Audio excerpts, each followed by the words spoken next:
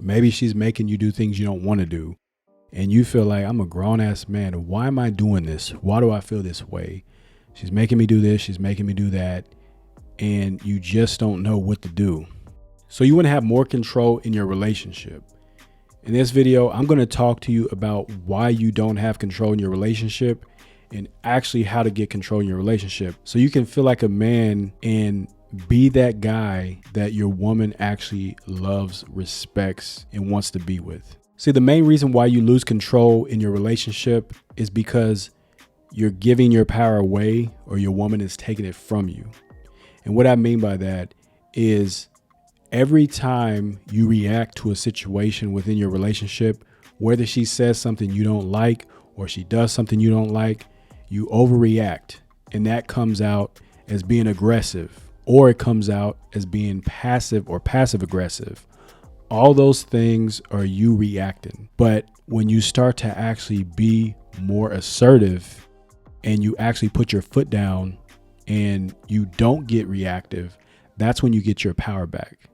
But if you've been doing this for so long, maybe it's been months, years, maybe decades, that you just feel powerless. You just feel like your woman is in control. Maybe she's making you do things you don't want to do.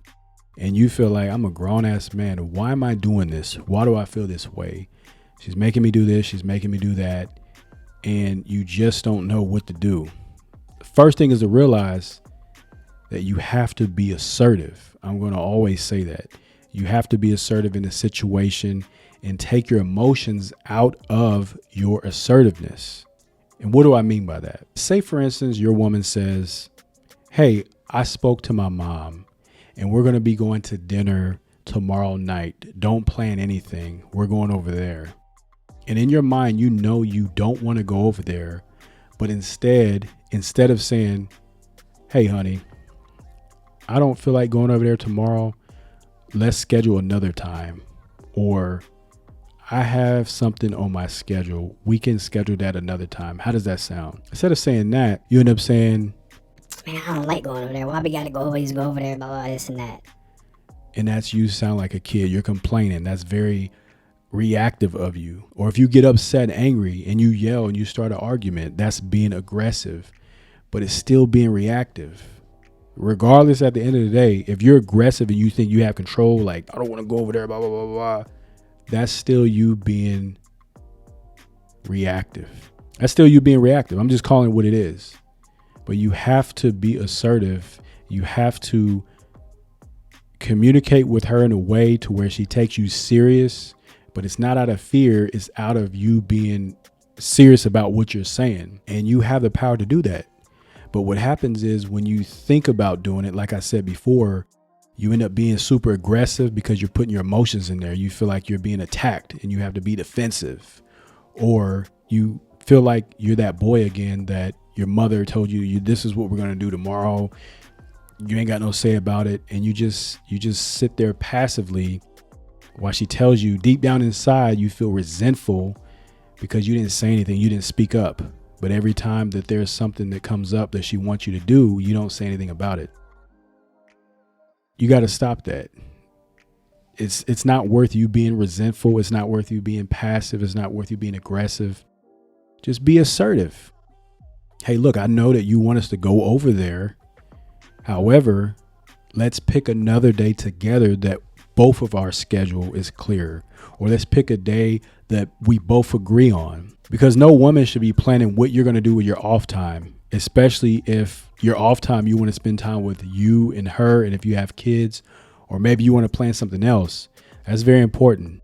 Something else that you might experience is her volunteering you or volunteering you to do something, whereas doing something for her friends or family members, or like, oh, he'll do it, or, oh, once he gets off work, I'll send him over there. And you have no idea on what's going on. You just know, like, hey, this person wants you to go over there to do this, this, and that. Oh, your wife told me that you're going to take care of this and that. That's another way that you lose your power. And it's really double. And what I mean by that is you've already lost your power when she voluntold you to do something, or she volunteers you to do something, or volunteers you to do something. You're already losing your power because she's taking it. Hey, this is what you're going to do. I'm taking your power away. Once you get aggressive and you respond aggressively or you respond passively, that's you giving your power away by how you react. Now, it gets deeper than this. If you get aggressive or you complain about it and then you actually do it, you're continuing to give your power away. So first she was like, you know what? I'm going to take his power away. I'm going to tell him what he's going to do. I'm going to make all the plans. And she's taking your power away. And then you start giving it away by being reactive, being aggressive, being passive aggressive, or being passive. You're just giving it away. And then when you do what she says she wanted you to do, or what she had scheduled for you to do, or what she had scheduled for the family to do, you're giving even more power away. So every time you do that, you're reinforcing that she's the one that is in control. Because when she plans something for you to do or something for the family to do, you complain about it like a little kid, or you get aggressive. You can't control yourself. And then you end up doing it anyway, like a kid. So in her mind, she's thinking that I can get him to do whatever I want him to do. Yeah, he may get upset or mad, but at the end of the day, he's still going to do it. And that's how you guys lose your power away. That's how your woman ends up being in a position of dominance and power. That's how that happens. It's very subtle. You may not think about it, but that's how it happens. So what do you do? Like I said before, the first thing you do, if you come home and she says, hey, this is what we're doing this evening, or hey, tomorrow we're going to go over my parents' house and have dinner. I told them we were coming over. Or hey, this is what I want you to do for whatever, yada, yada, yada. That's how it starts. But what do? You have to stop right there and be assertive. I already have plans.